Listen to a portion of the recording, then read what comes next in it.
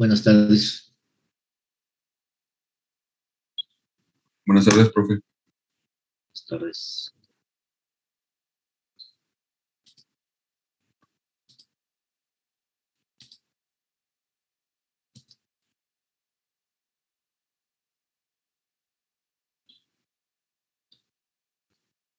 Continuando con el tema que estamos, los polos.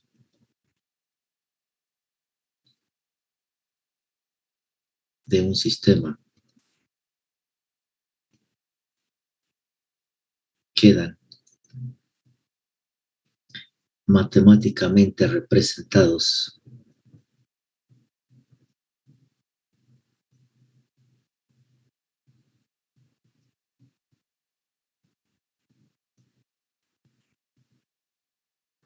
como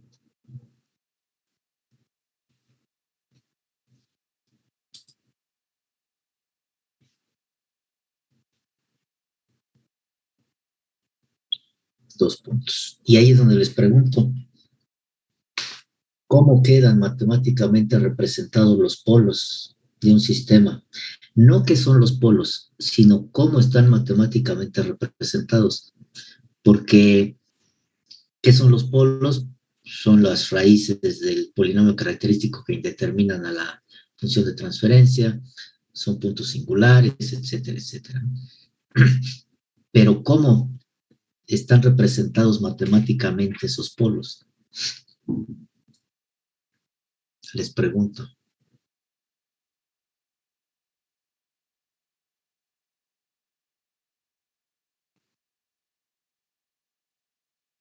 Para la compensación, pues es indispensable entender esto. Y esto que les estoy preguntando, y esto que vamos a recordar ahorita, es control 1.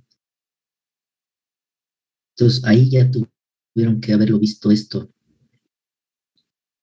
Ahí ya tuvieron que habérselos dado. Y es lo más simple, es la base, ¿no? Pero es importante para entender, pues, todo lo demás. Entonces, matemáticamente, ¿cómo están representados los polos de un sistema?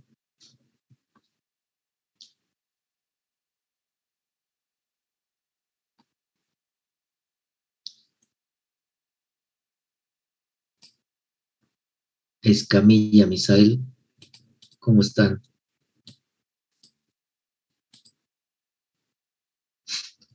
¿Cómo están representados matemáticamente los polos de un sistema?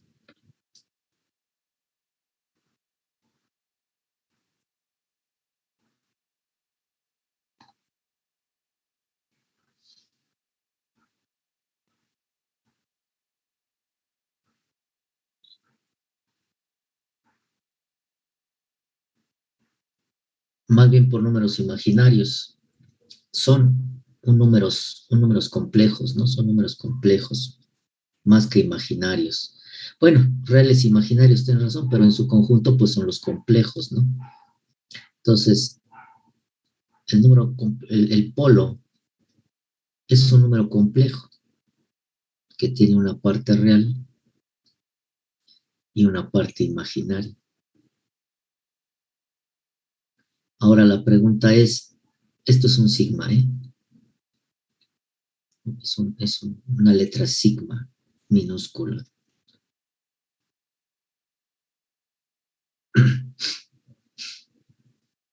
Ahora, la parte real, ¿cómo afecta a la respuesta temporal?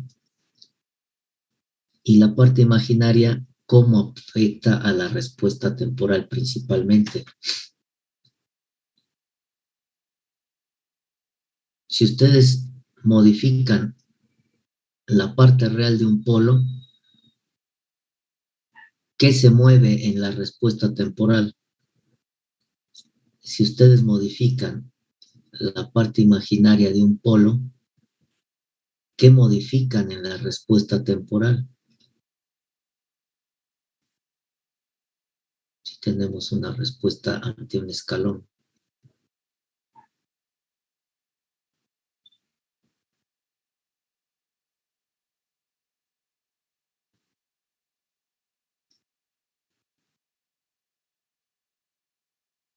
¿qué parte de esta respuesta se ve modificada al moverle o al modificar la parte real del polo? ¿Y qué parte de esta respuesta se ve fuertemente afectada al mover la parte imaginaria del polo?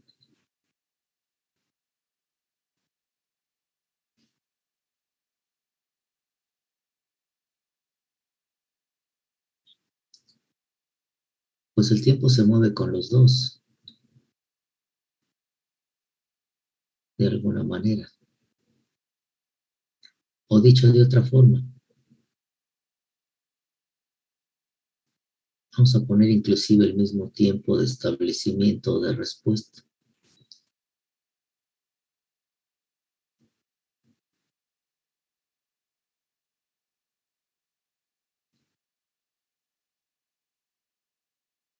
Para que sea el mismo tiempo. ¿Sí? Vamos a ponerle aquí original. Nueva. O dicho de otra forma, si originalmente la respuesta es como la azul y quieren ahora que el proceso tenga una respuesta como la verde, que es la nueva, ¿qué tienen que moverle a los polos para cambiar la respuesta de una a otra? Primero aquí, después acá. Están así como la original, la quieren que funcione como la nueva. ¿Qué tienen que moverle a los polos? Y si tuvieran una tercera respuesta,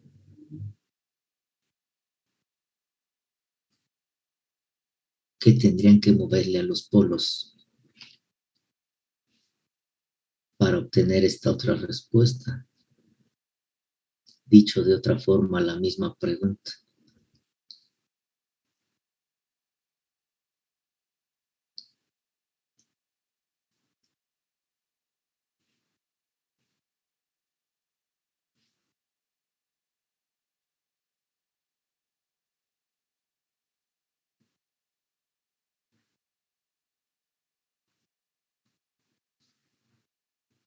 Tercera. O al revés, están en la tercera y quieren llevarlo a la primera, o quieren llevarlo a la segunda, o están en la segunda y quieren que ahora se comporte como la primera o como la tercera. Pero vámonos para tener un parámetro de comparación. Están en esta que le llamé original, que es la primera respuesta, y quieren pasar ahora el sistema que se comporte como esta nueva, que es la segunda respuesta. Y es que eso es lo que hace la compensación. Ustedes tienen el sistema trabajando, operando de una determinada manera. Si esta forma de operar no es la satisfactoria, entonces modifican el comportamiento del sistema a través de modificar la posición de los polos del proceso para que tenga otro tipo de respuesta acorde al proceso y al interés del proceso, ¿no? Acorde al interés del proceso. Entonces, es entender cómo afectan los polos a esto para poder realizar de una manera consciente el proceso de compensación, que de alguna otra forma, en una menor medida, es también como funcionan los controladores a través de los polos y ceros que introducen al sistema, según sea el caso, ¿no?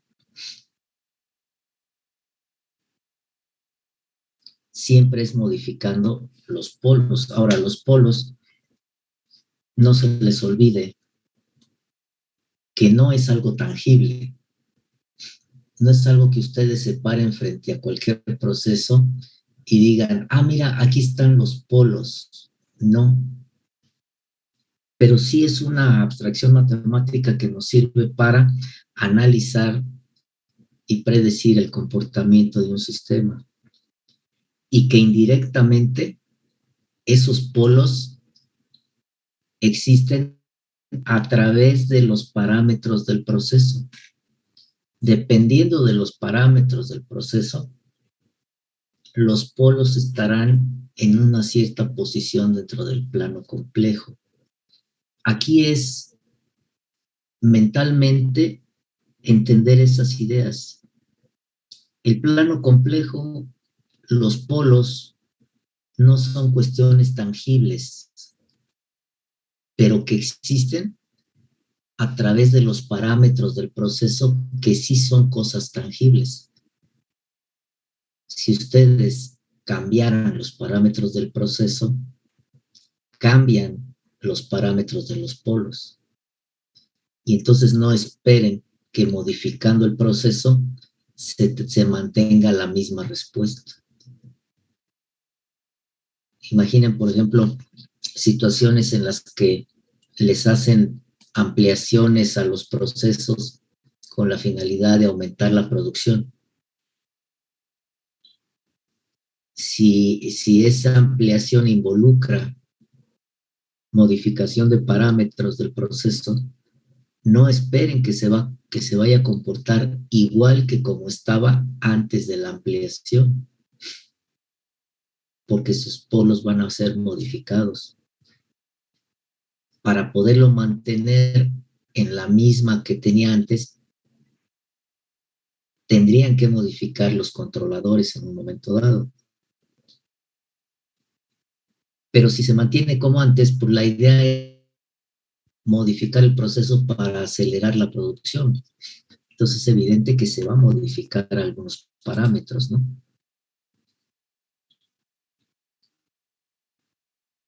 Entonces, ¿cómo afecta cada una de las partes del polo, la parte real y la parte imaginaria, a la respuesta del sistema? ¿Cómo les dijeron que se llama la parte real del polo? Y ahí viene la respuesta mucho a lo que les estoy preguntando. ¿Cómo se llama la parte real del polo? ¿Cómo se llama esta parte imaginaria del polo?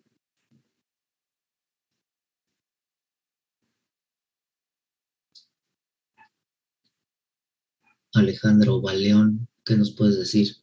¿Qué te dijeron en tu curso de control 1?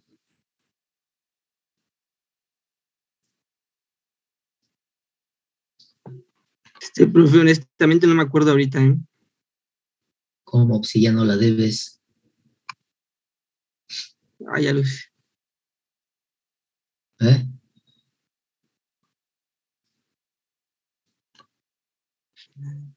Carlos Ramos, ¿qué nos puedes decir? Oye, profe, ¿es la frecuencia natural?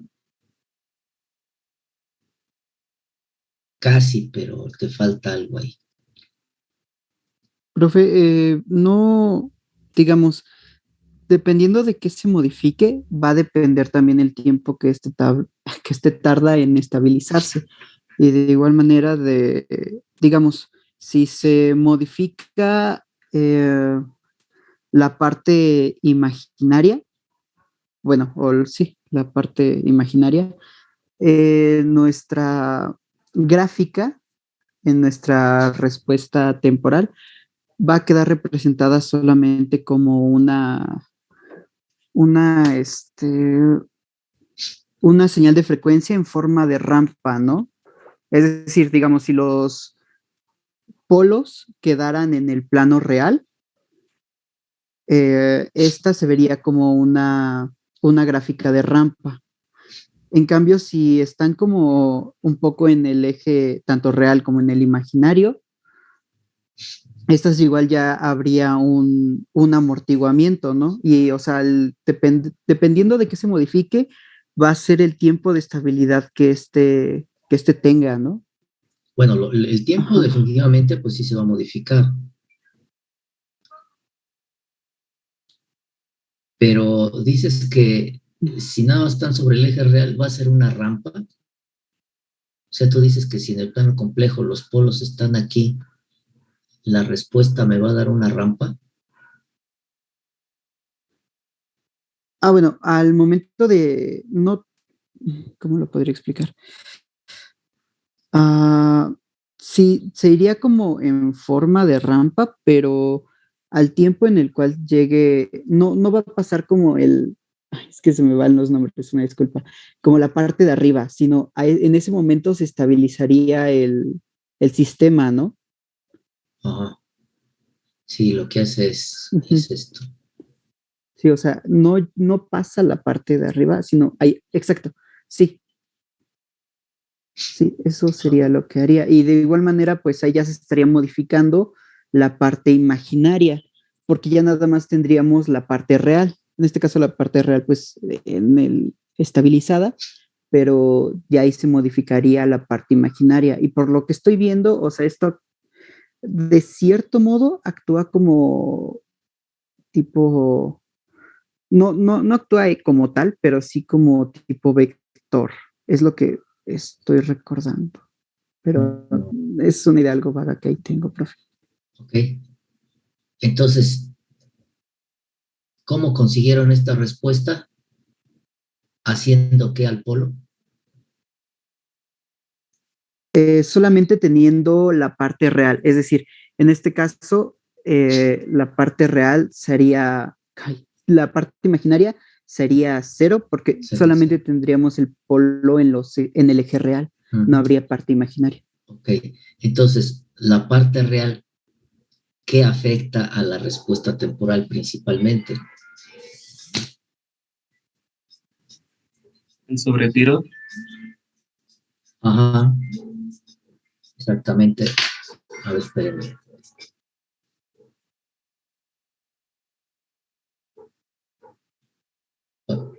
Sí, dígame. Bien, ¿qué pasó? Pues estoy en clase.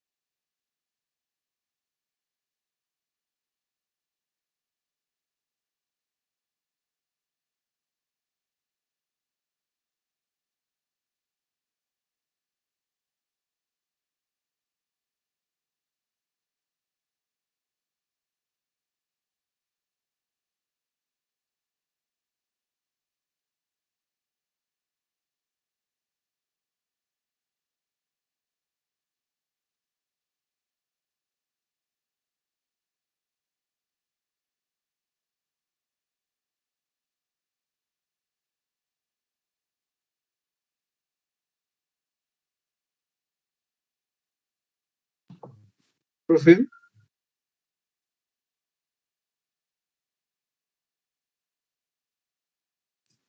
Aquí sigo, permítanme.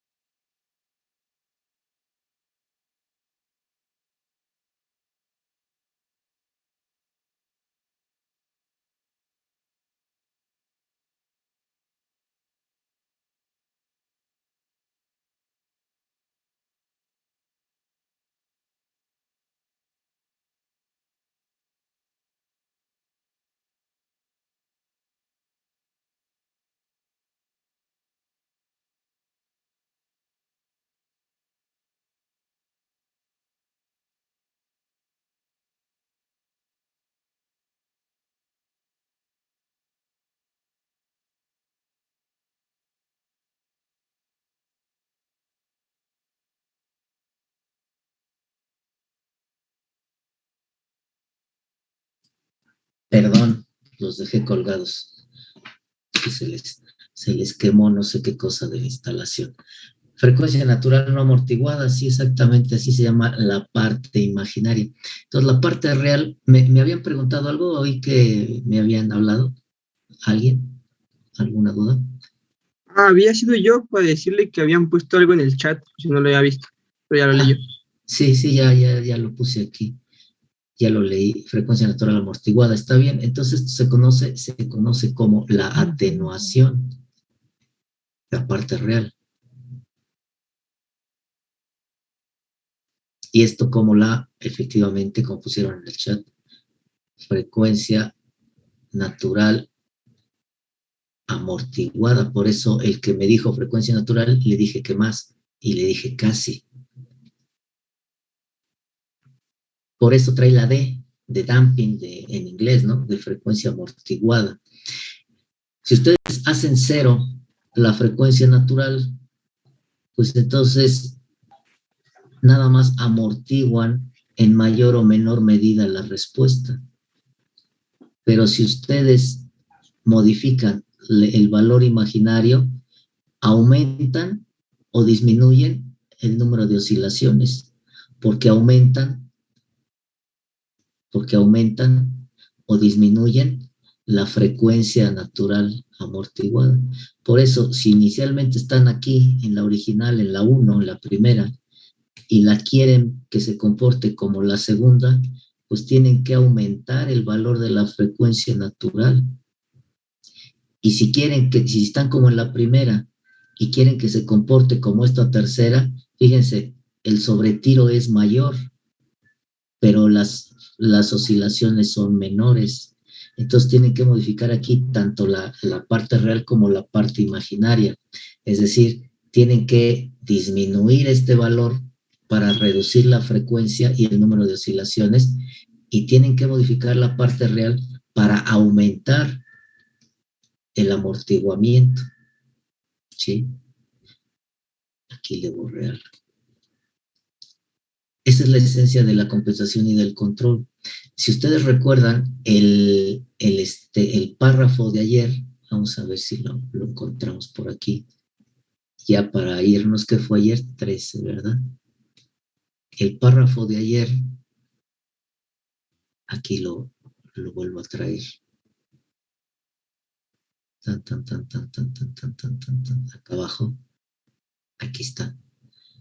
Dice aquí, no obstante, para sistemas de segundo orden, la relación entre el lugar de las raíces y su comportamiento dinámico en el tiempo puede analizarse en términos de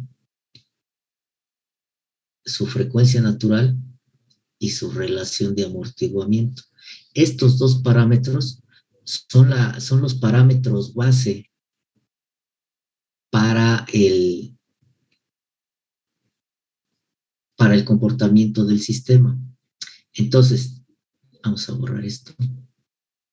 En términos de esos dos parámetros base, la frecuencia natural y la relación de amortiguamiento, cómo está definida la parte real, la atenuación, y en función de la frecuencia natural y la relación de amortiguamiento, cómo está definida la parte imaginaria, es decir, la frecuencia natural amortiguada, a qué es igual en función de la frecuencia natural y la relación de amortiguamiento.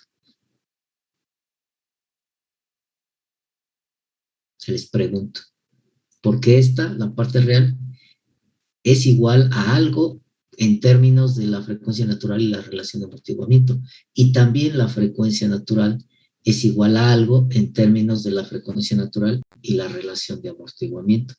¿A qué es igual cada una de esas? Cada una parte del polo, ¿a qué es igual? En términos de estos dos factores, de estos dos parámetros, que son los parámetros base. Conociendo la frecuencia natural y la relación de amortiguamiento de un sistema, ustedes pueden modificar la respuesta como quieran. Y por lo tanto, la posición de los polos.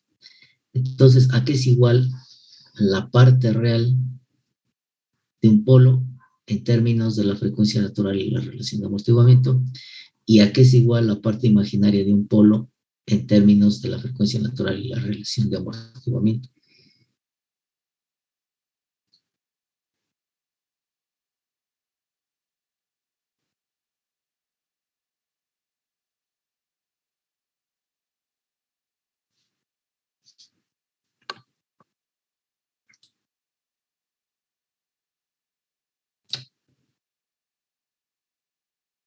Isel Mesa, a qué es igual.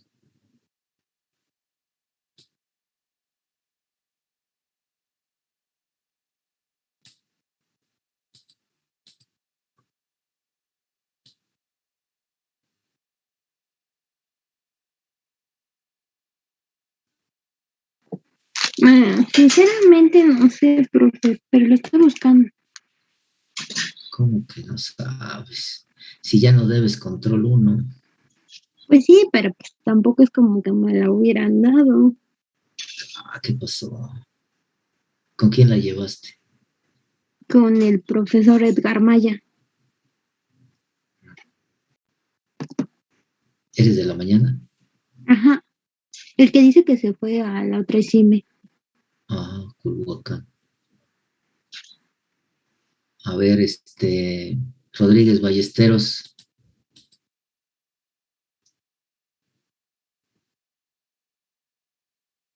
¿A qué es igual la atenuación en términos de la frecuencia natural y la relación de amortiguamiento?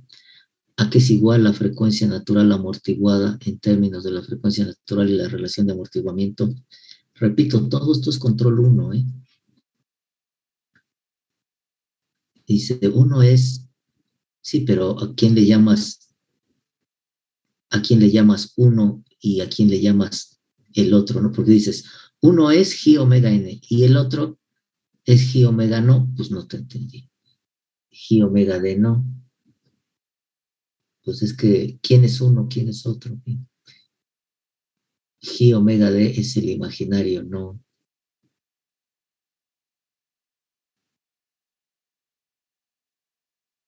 Es que no puedes definirlo en términos de sí mismo porque entonces no lo estás definiendo.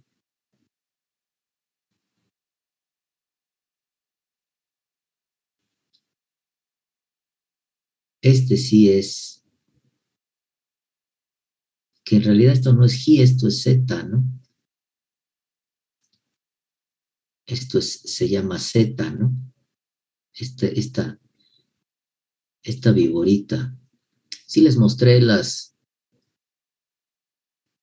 alfabeto griego a ustedes o fue al otro grupo.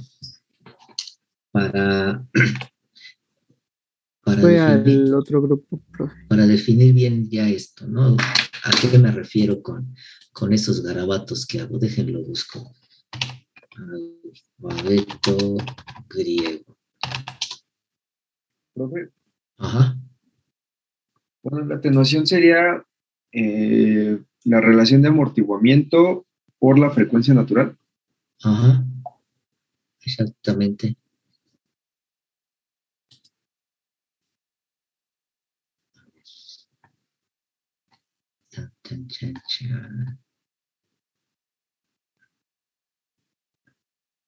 Aquí está. Se los voy a poner para acordar la nomenclatura. Famoso Wikipedia. Dice que están 200, pero no. Ahí está. Fíjense, la relación de amortiguamiento es Z, esta. Y esta es la figurita que trato de hacer yo, que nunca me ha salido en toda mi vida. Es la que trato de hacer. Así como gordita y luego con un ganchito acá.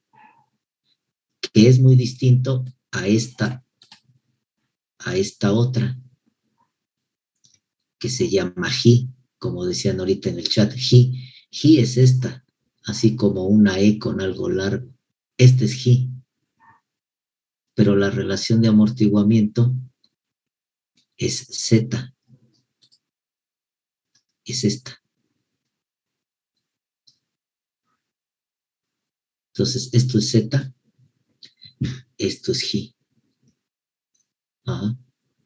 Entonces, nada más para aclarar la nomenclatura, a ver si hay otro que esté mejor hecho. Había visto este, pero me abre, es que es esta, me abre esto, es esta. Al final de cuentas, la Z es esta. Y esta es la G. Entonces, cuando le hago así, es que le quiero dar la vueltecita esa, y luego la panza esa volteada, y luego así el ganchito. Entonces, ese es Z. Bueno, ya definimos eso. Ya vimos que es Z y no G. Entonces, sí, la parte real es Z por la frecuencia natural. Y la parte imaginaria, hay quienes lo hacen rápido y le hacen así. Lo cierto es que a mí nunca me ha salido en toda mi vida. Llevo años tratando de que me salga y nunca me sale. Bueno, y la frecuencia natural amortiguada, que es la parte imaginaria del polo, en términos de la frecuencia natural y la relación de amortiguamiento, ¿a qué es igual? Es la raíz de un movimiento al cuadrado por algo, no me acuerdo. ¿La raíz cuadrada de quién? ¿De 1? De 1 menos la... ¿Qué más? Casi.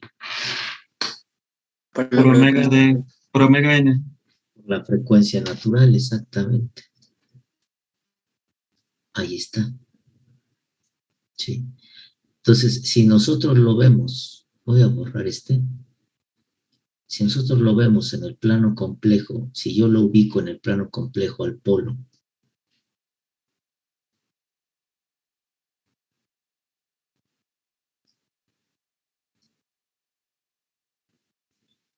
aquí voy a tener sigma, parte real, parte imaginaria.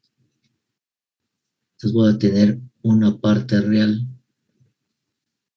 que es sigma igual a la relación de amortiguamiento por la frecuencia natural, y una parte imaginaria que es la frecuencia natural amortiguada, que es igual a la frecuencia natural por la raíz cuadrada de 1 menos la relación de amortiguamiento al cuadrado. Entonces, la hipotenusa, ¿a qué es igual?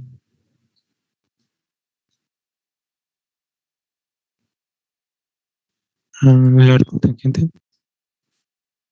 Pues muevan el lápiz y háganlo. Si no lo recuerdan, Pues es la muevan el lápiz y háganlo. frecuencia natural, no, Es la frecuencia natural, exactamente. Esto es la frecuencia natural. Bueno, bien hecho, ¿no? Esto es la frecuencia natural. Entonces, para procesos de compensación, nos van a dar especificaciones de desempeño en términos de estos parámetros.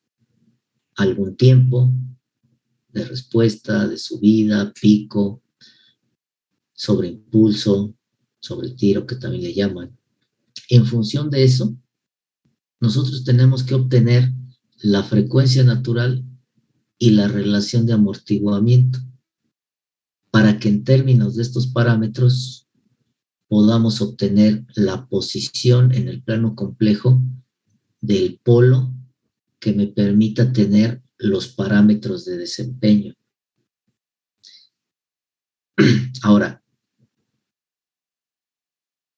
¿cómo determino la relación de amortiguamiento si nada más me dan la posición del polo? A mí me dicen, por ejemplo, tus polos están en -3 más J2.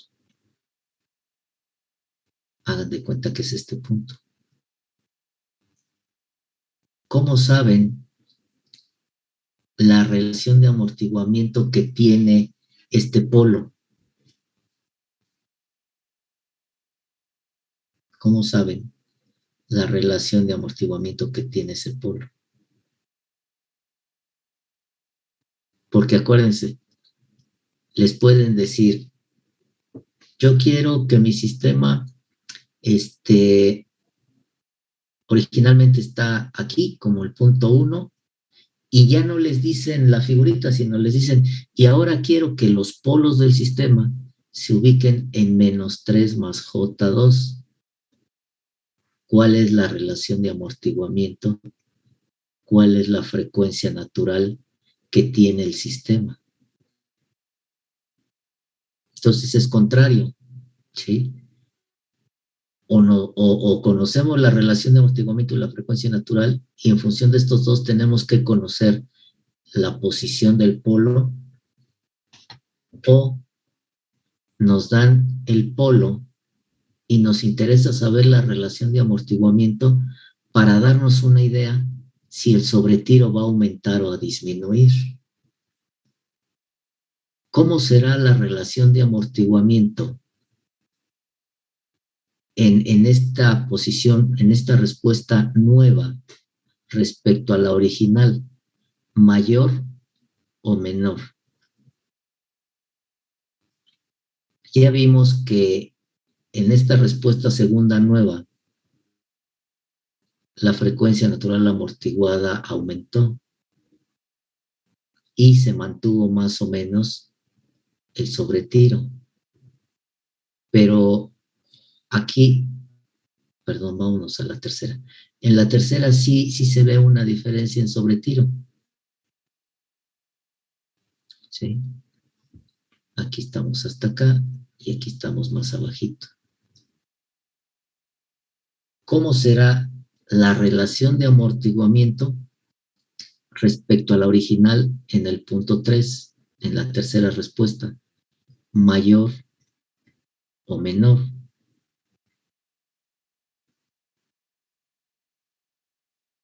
Con solo ver las respuestas.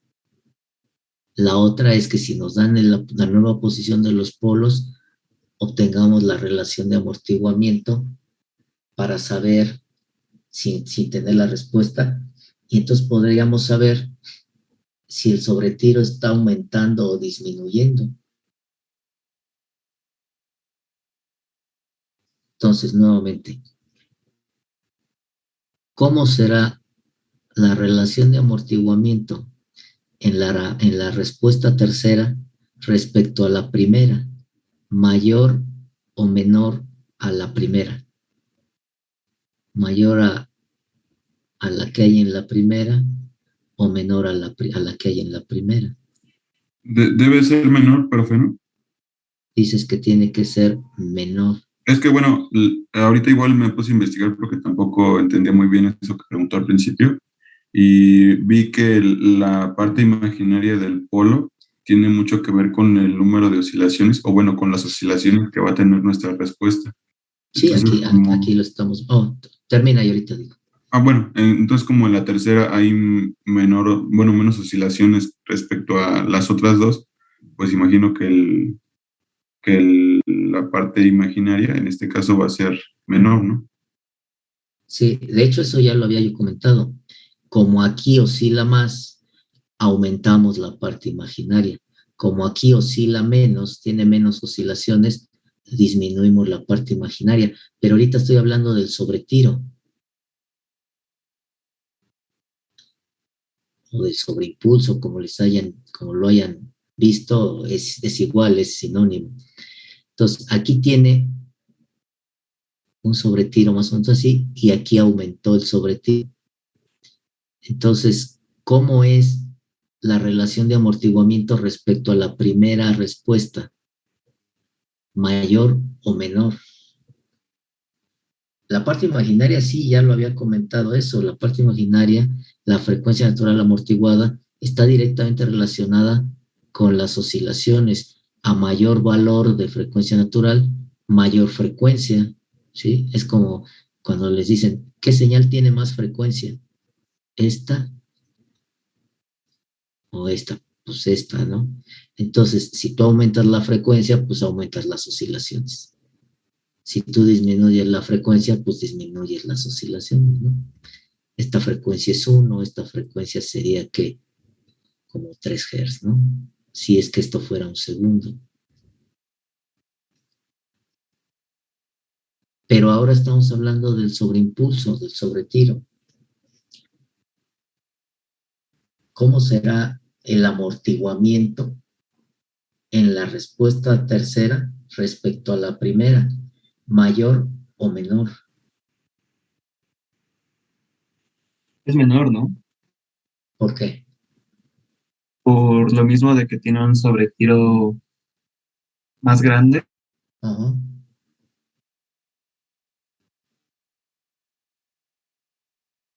¿Qué pasa con eso?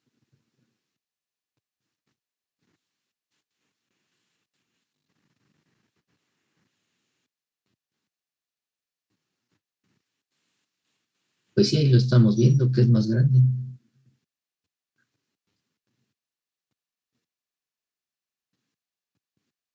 Pues sí, es menor. Entre menor sea la relación de amortiguamiento, más oscila el sistema. Simplemente véanlo, por ejemplo, en un carro. Si los amortiguadores están duros, pues no brincan, no bailan. Pero si los amortiguadores ya están para la basura, los zarandean y se siente como sube y baja, ¿no? ¿Por qué? Porque no hay fuerza de fricción que lo detenga. Y eso es lo que pasa igual acá. No hay efecto de amortiguamiento que lo detenga. Y entonces tiende a subir más los sobretiros. Entonces ahí es conveniente que si nos dan la posición del polo, en un momento dado, nos puede servir cómo sacar de aquí la relación de amortiguamiento. Entonces nos dan la posición del polo, cómo sacan el valor del amortiguamiento que este polo tiene.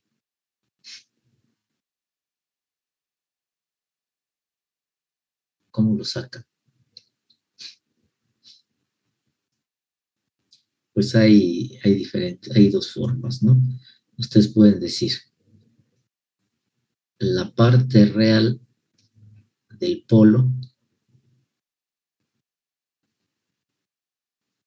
es igual a Z por la frecuencia natural.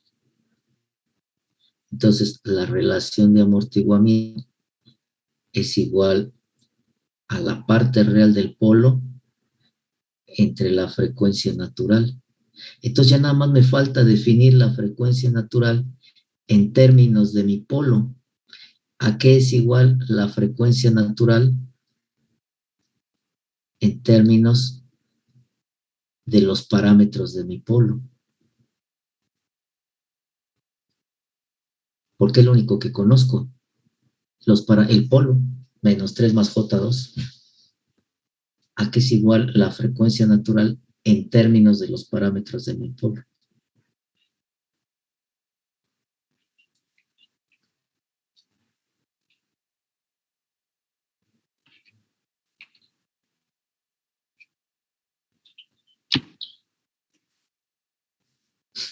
¿A qué es igual?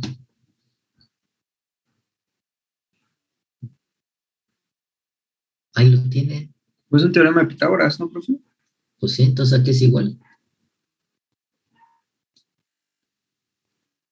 A ver, dítenmelo. Igual la raíz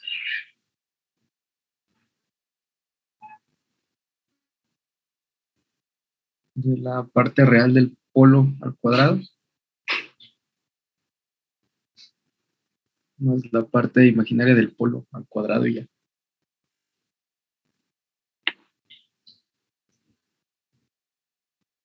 Exactamente.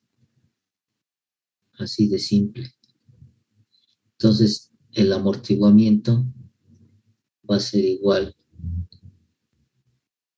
a la parte real del polo entre la raíz cuadrada de la parte real del polo más la parte imaginaria del polo. Ahora, si nosotros queremos usar el lugar geométrico de las raíces para conocer esta misma información, ¿cómo le hacemos? Bueno, pues entonces ahí yo necesito encontrar este ángulo. Le voy a llamar phi. ¿Cómo encuentro ese ángulo o cómo relaciono este ángulo con la relación de amortiguamiento para encontrarla? Entonces yo digo coseno de phi, ¿a qué es igual?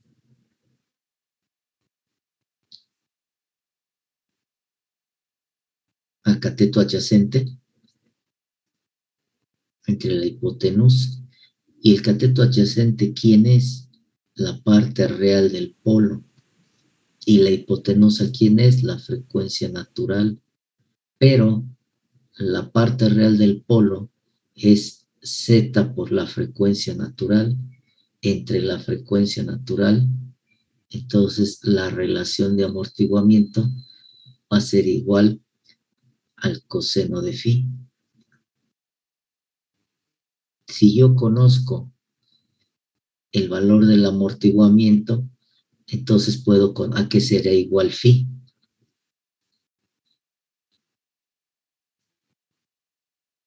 Al arcocoseno de la relación de amortiguamiento. Entonces, si este polo o si un punto en el plano complejo forma parte del lugar de las raíces, yo voy a tener mi lugar geométrico de las raíces.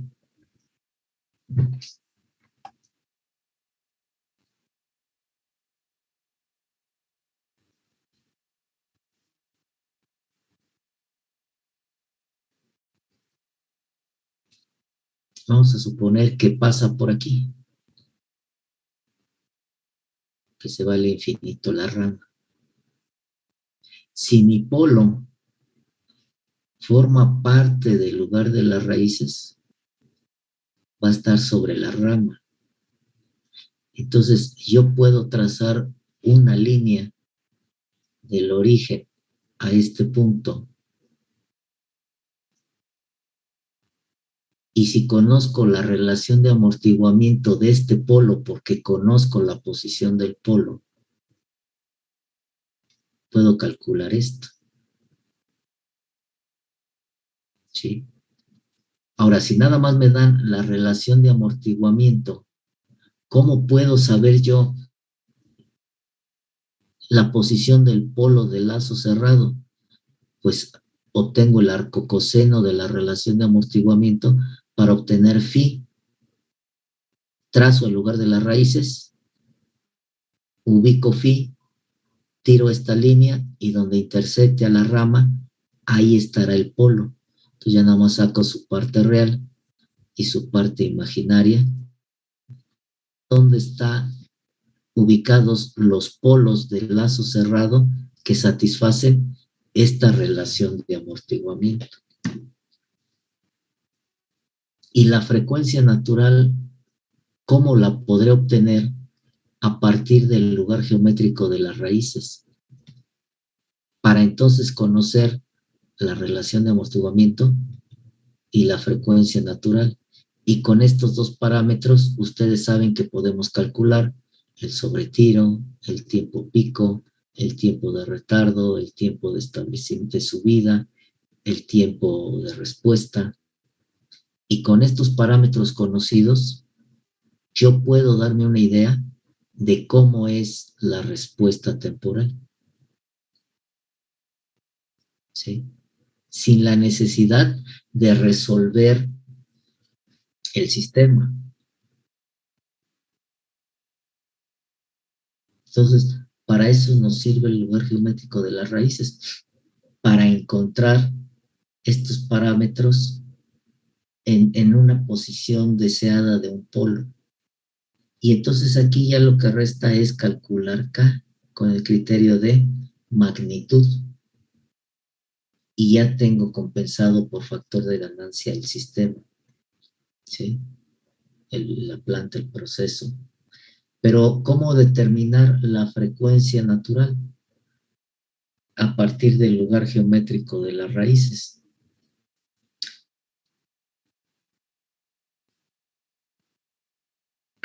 A ver, dejen ver si abrí el MATLAB. Si no, ahorita lo abro. No lo abrí. Permítanme.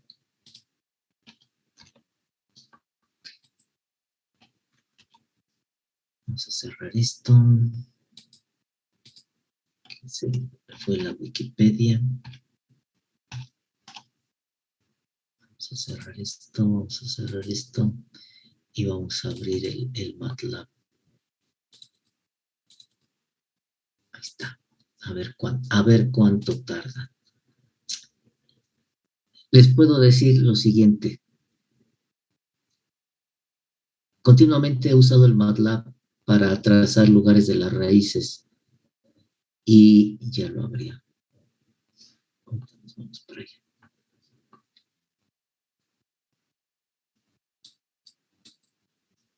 Y le doy el R locus. Y me lo da. Pero nunca le doy el grid, la malla que hay ahí, ¿no? Cuando ustedes grafican usando el plot con un plano cartesiano XY en MATLAB y le ponen grid on, pues les traza la cuadrícula, ¿no? En la gráfica.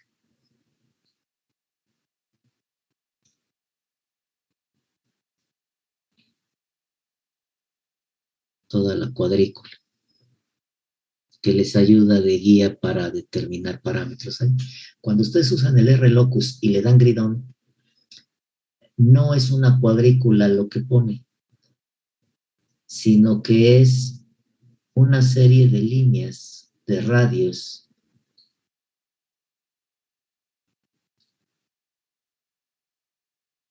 así a todos los 300, así hasta los 180 grados. Bueno, del origen. Y una serie de semicírculos.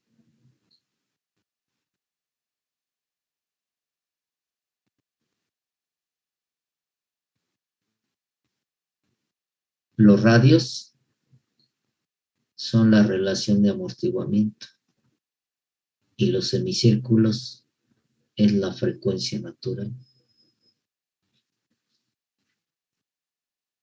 Estos radios son trazados usando esto. Phi igual al arcocoseno de la relación de amortiguamiento. Entonces ustedes pueden decir la relación de amortiguamiento 0, ¿cuánto es el ángulo? Luego, para 10 grados, ¿cuánto es el ángulo? Para 20 grados, etcétera. Por ejemplo, dicen, para una relación de amortiguamiento de 0.8, entonces dicen ustedes, el arcocoseno de 0.8, ¿cuánto es?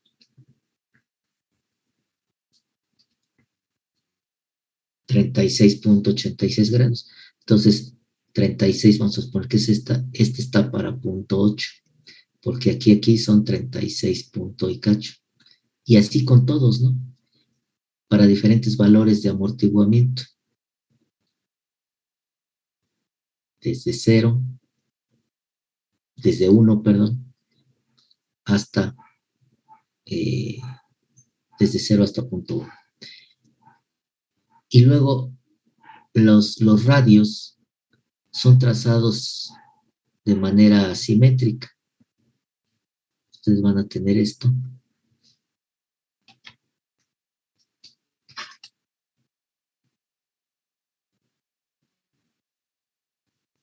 Y entonces dice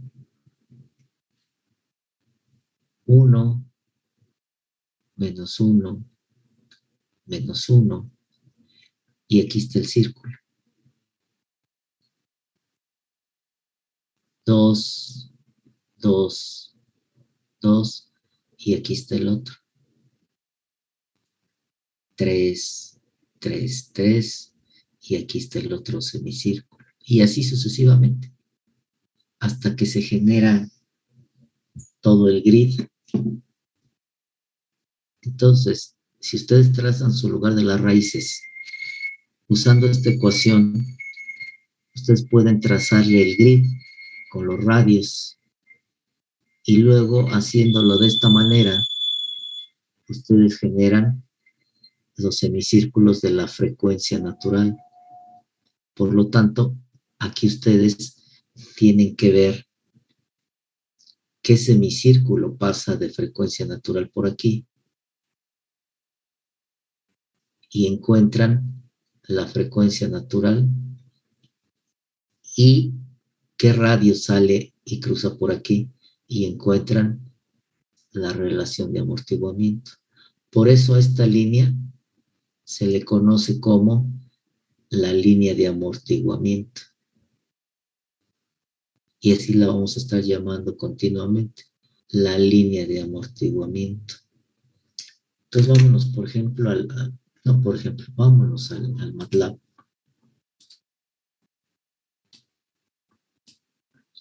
Listo.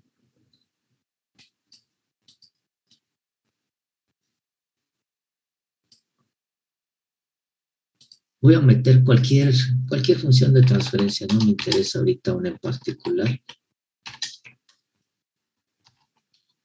Lo que quiero que vean es el grid.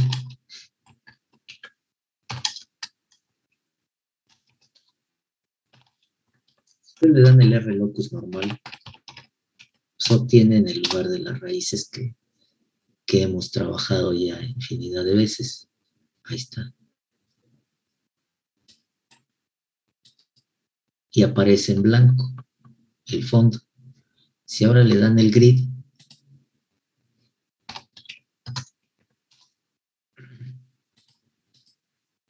ahí está el grid. Fíjense, yo les dije que son semicírculos. Aquí se ven como elipses a la mitad, pero es por la escala que deforman el semicírculo. Fíjense, aquí el punto 5 es esta distancia y acá el punto 5 es toda esta distancia. Entonces, está más larga la división en la abscisa que en la ordenada. Por eso aparentemente se ve así como una elipse mocha, pero en realidad es un semicírculo. Si esta distancia fuera la misma aquí o viceversa, si esta distancia fuera la misma acá, se ve claramente el semicírculo. Entonces, y luego vean los radios para una relación de amortiguamiento de 0.1, para una relación de amortiguamiento de 0.22, de 0.32, 44, etc. Entonces, ustedes quieren trazar el grid, ustedes proponen la relación de amortiguamiento desde 0, que es aquí, 90 grados, hasta 1, que es acá en 0. Y con esta ecuación que vimos, con esta, ustedes pueden ir sacando la pendiente de las líneas de amortiguamiento. Ahora hemos dicho que sobre el lugar geométrico de las raíces, o que las ramas del lugar de las raíces están formadas exclusivamente por todos los polos del lazo cerrado. Por lo tanto, cualquier punto sobre la rama será un polo de lazo cerrado. Cualquier punto fuera del lugar de las raíces no es un polo de este sistema, porque no está sobre el lugar de las raíces. La primera forma de compensación que vamos a ver es con la ganancia. Para encontrar la ganancia, imagínense que ahorita los polos de su sistema están en esta posición. ¿Cómo será la respuesta? Aquí en el MATLAB es relativamente fácil porque con este cuadrito de información me lo dice. Dice, pues tienes una frecuencia natural de 2.14, un amortiguamiento de 0.321 y un sobretiro del 34.5%. Con esto yo ya puedo darme una idea de cómo es el comportamiento del sistema. Sin embargo, si no tengo el MATLAB, pues entonces tengo que hacer uso de cómo conocer el amortiguamiento en función de la posición de mi polo. Y ya vimos cómo, ¿no?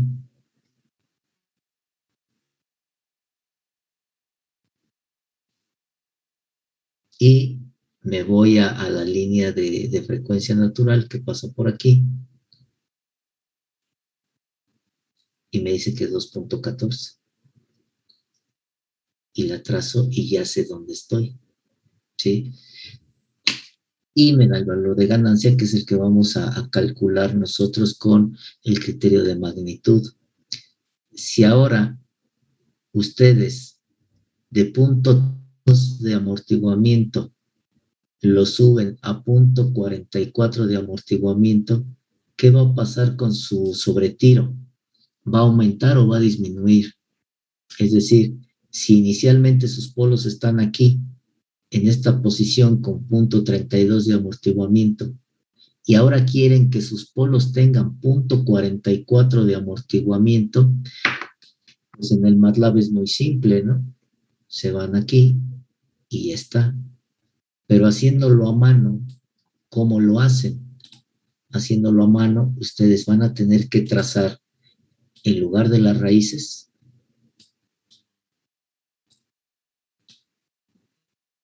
y luego con esta ecuación conocen la relación de amortiguamiento que quieren, 0.44.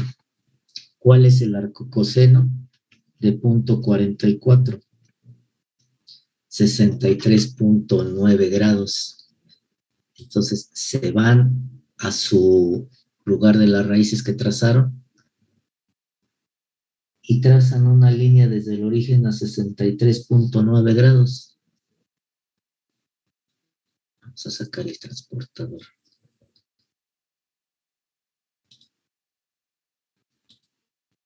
Pero aquí no me va a dar porque está... La escala no es 1 a 1. Entonces jalan, trazan aquí su 68.9, pero aguas aquí, cuidando la escala, porque como no está 1 a 1, tengo que saber trazar adecuadamente esta pendiente. Aquí son los 63.89 grados. Aquí no puedo usar directamente el transportador. ¿Por qué? Porque mi escala no es 1 a 1. Entonces tengo que saber trazar esta pendiente sobre un lugar de las raíces cuya escala no está 1 a 1. Eso va a ser un ejemplo que vamos a ver más adelante. Y entonces ya trazan la línea. Trazan la línea. Y donde corte, ahí me quedó chueca, y donde corte a la rama, es que aquí no hay líneas rectas, no está la opción de la línea recta. Pero voy a tratar de seguir.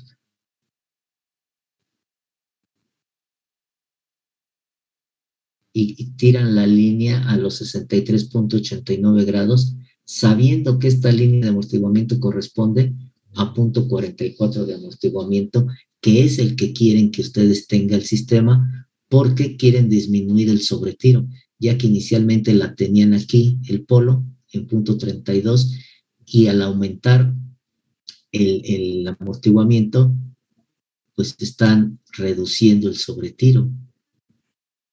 ¿Sí?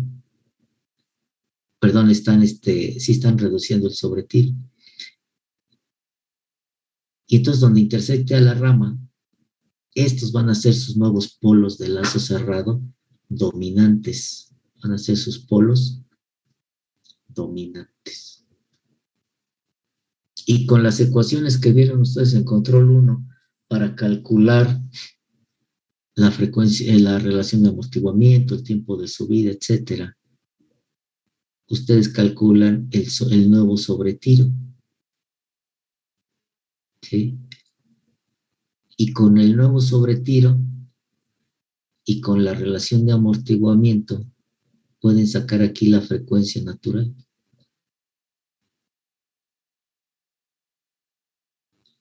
Y con esto ya podrían calcular cuál es el tiempo de respuesta, por ejemplo, cuando sus polos dominantes estén en esta posición y ya no estén en esta. Eso es la compensación por factor de ganancia.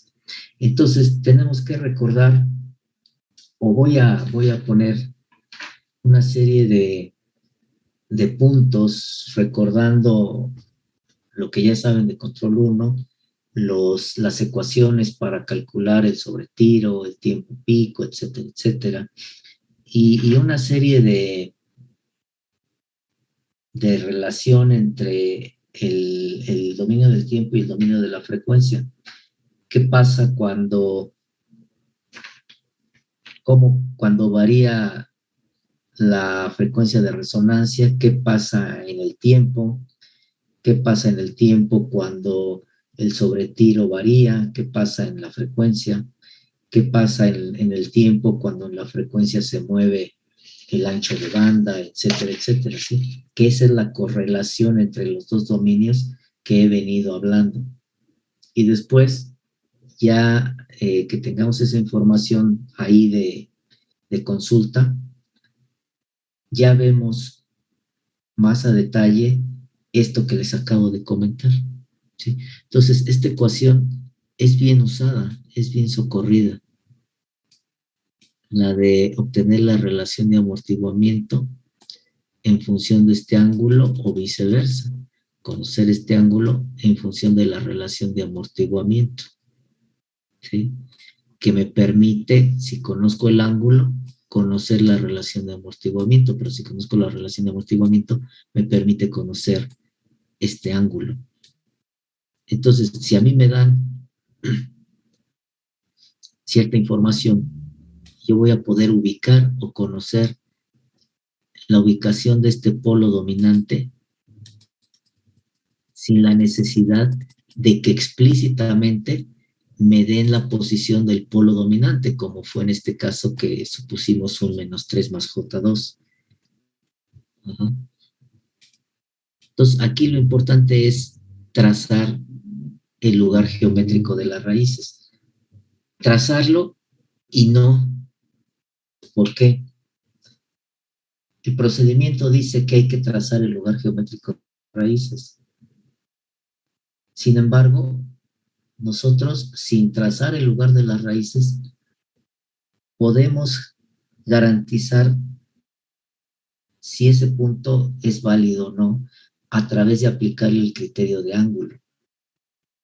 Entonces, no necesitamos visualmente saber que ese punto va a estar sobre una de las ramas del lugar de las raíces, porque eso implica aplicar las reglas de Evans y luego ajustar de una manera exacta, precisa, las ramas para que este punto sí sea parte del lugar de las raíces, ¿sí?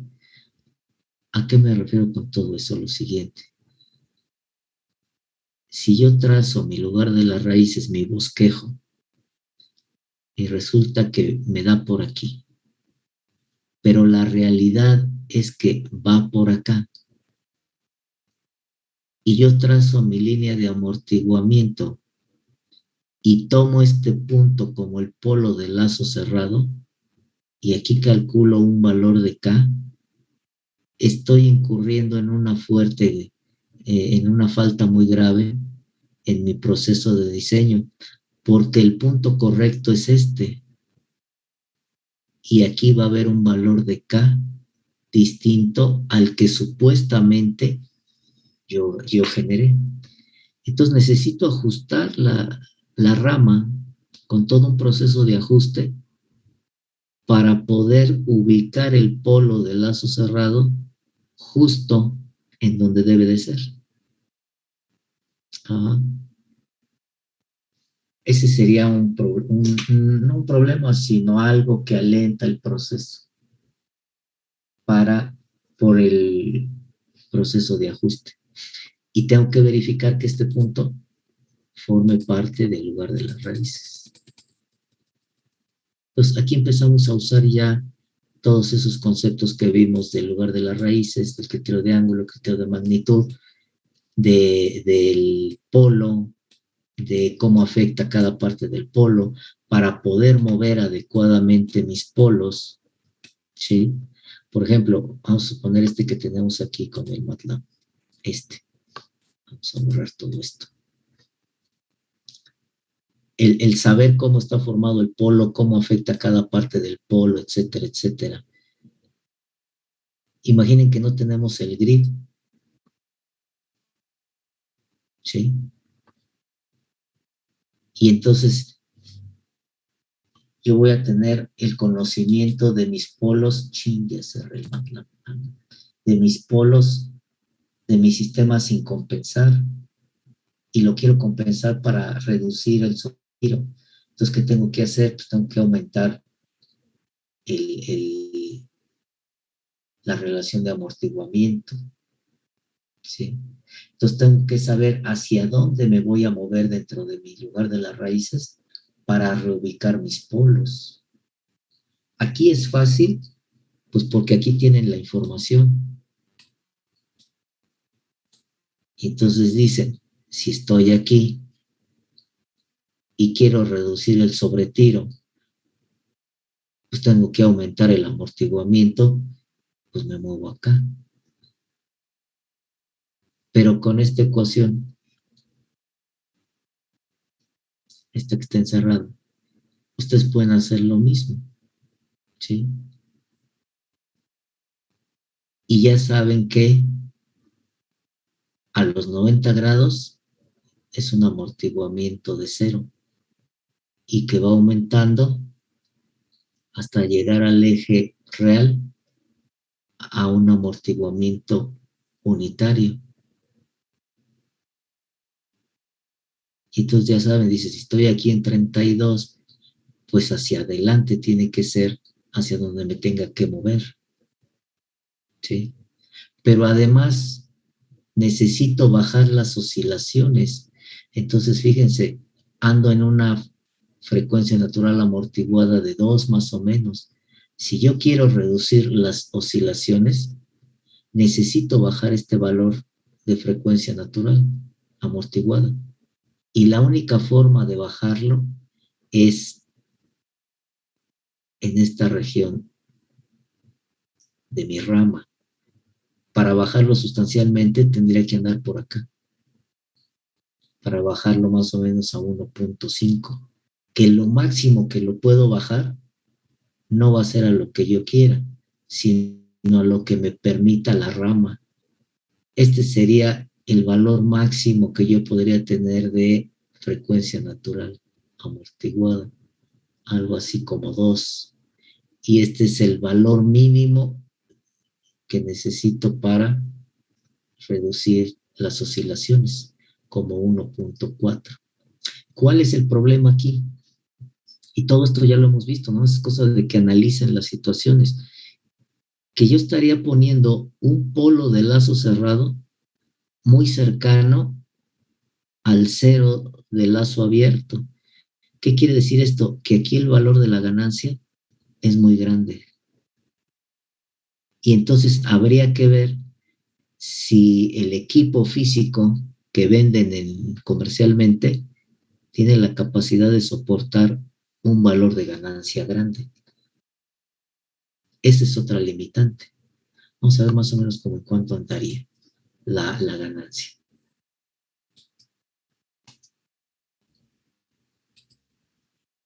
Si yo me paro por aquí, donde tengo la máxima frecuencia natural amortiguada y por lo tanto el máximo número de oscilaciones, 2.2.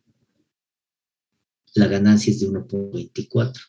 Si yo bajo la frecuencia natural amortiguada con la intención de reducir mis oscilaciones a este valor, que sería uno ya sería lo menos, andamos en 1, mi ganancia es de 57.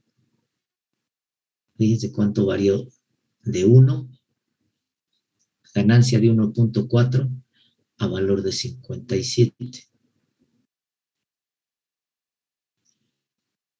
Pero, ¿qué pasa? Que al mover la frecuencia natural, estoy disminuyendo mucho el amortiguamiento. Y entonces mi sobretiro es de 10.7 contra el 25. O sea, aquí se beneficia todo. Si estoy aquí en el máximo, tengo un sobretiro del 26% y una frecuencia natural de 2.2, o sea, mis oscilaciones van a ser mayores. Si me muevo sobre la rama y lo pongo aquí, el sobretiro disminuye a 10 y la frecuencia baja, o sea, mis oscilaciones van a bajar, pero a cambio de tener una ganancia grande. Entonces, eso más o menos, así a mano alzada, más o menos, estaríamos diciendo algo así, ¿no? Que si yo mi polo lo tengo en esta posición sobre la rama de manera original, yo tendría un sobretiro del 26% con una frecuencia de 2. Y aquí necesito una K de 1.4. Cuando yo compenso a la nueva posición que me interesa, por ejemplo, la que me interesaba originalmente era esta, punto 44. Nada más iba a reducir, bueno, pero estaba en punto 32. Mi sobretiro era de 35% y aquí mi sobretiro es de 21. Si me quiero ir a un caso extremo, el sobretiro es de 10%, la mitad, y la frecuencia natural es de 1.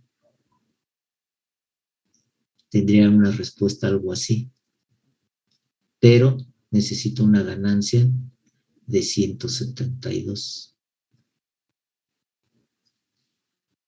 Hay que ver si esta ganancia es factible de que un equipo la pueda, que no se ve muy grande, 172, la pueda trabajar, la pueda manejar. Entonces vean para qué me sirve el lugar de las raíces, para compensar. ¿Por qué necesito conocer cómo funciona el polo para poderme mover adecuadamente? Ya con un conocimiento de causa y no andarle nada más tanteando a ver en dónde sí y en dónde no. Irme para acá y pues para acá sé que no voy a lograr esto, al contrario, por acá lo voy a empeorar,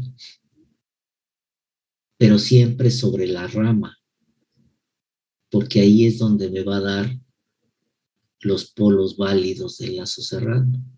Entonces necesito conocer mi lugar geométrico de las raíces. No sé si hay alguna pregunta o dudas. Ahora, yo debo de colocarlo en los polos dominantes. Yo tengo que poner mis polos dominantes. Por ejemplo, si quiero aquí que estos sean mis polos dominantes, necesito una ganancia de 1.94 y mi polo dominante es menos 0.987 más J2.01 con una ganancia de 1.97. Evidentemente, el otro polo dominante pues está en la parte conjugada. Pero ¿dónde queda el tercer polo? Pues va a quedar sobre esta rama. ¿En dónde? En donde la ganancia valga 1.94. Entonces yo me paro sobre esta rama y busco la ganancia de 1.94.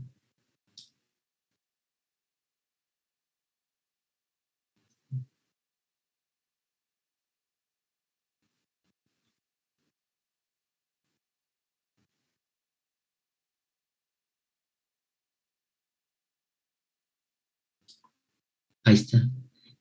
el tercer polo, para este caso que estamos poniendo de ejemplo, se va a ubicar en menos 1.96. ¿Sí?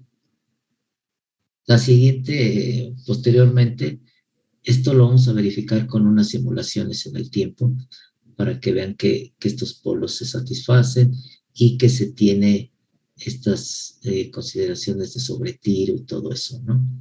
Pero eso es lo que vamos a hacer a mano. Esto es usando el MATLAB. Y aquí usando el MATLAB pues está de volada, ya lo vieron. El proceso de compensación se lleva a cabo de una manera bien fácil. Pero ¿cómo hacerlo a mano cuando no tengan el MATLAB disponible?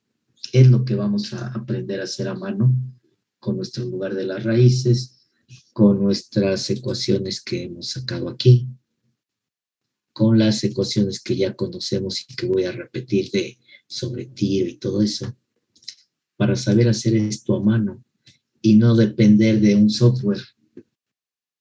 Ya cuando lo entiendan así, pues ya el software y ya lo hacen de una manera más rápida, más eficiente, con conocimiento de causa y más rápido, pero porque ya tienen todo el antecedente, todo el sustento previo, ¿no?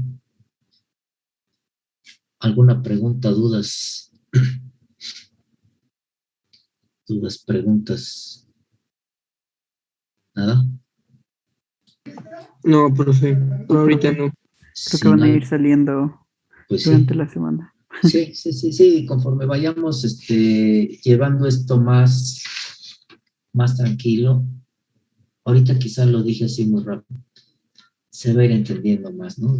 Yendo poco a poco. Pues si no hay preguntas, nos vemos el viernes para que gocen su grito. Muchas gracias, profe. Gracias, profe. Hasta luego. Nos vemos el Gracias, viernes. profe, igualmente. ¿Nos puede dar el viernes, profe?